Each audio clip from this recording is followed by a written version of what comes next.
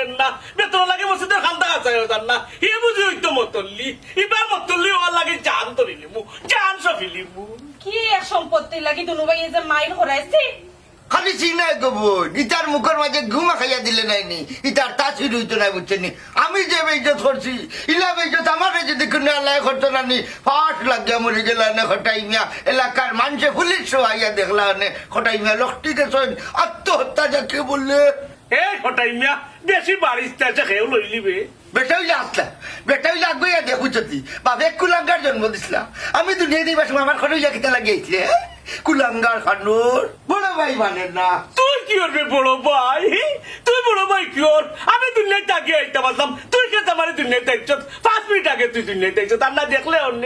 এ রে সামার খানুর ইটা কিতা সুদর টাকা তুলা ভাইছত নি মসজিদর মতলি হইতে ইলে মে বহুত জানা লাগে ইলি মাছের নিবিচিরে টুল ও হুন কি তা কর আরে একটা পরীক্ষা করিলাই মসজিদে হামাইবার দোয়া কোনটা আর বাড়িবার দোয়া কোনটা ওটা কোথায় দেখি তোরে বারাসনি ও হুন সাবানা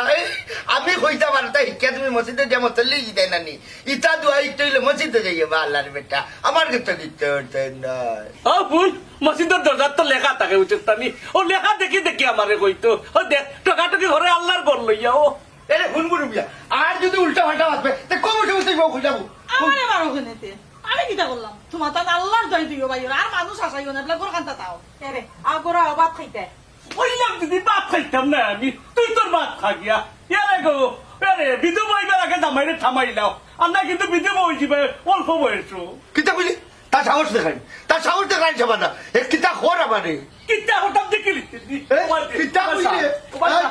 একে বাছাড়ো ওখন না হল নাকি তুই গো আমি পরে দেখতে পারতাম তোমার দেখুন তখন না হল আমি হারাম দাদা খানো কত বড় করা এই দিতে মসজিদের মতো হারাম দাদা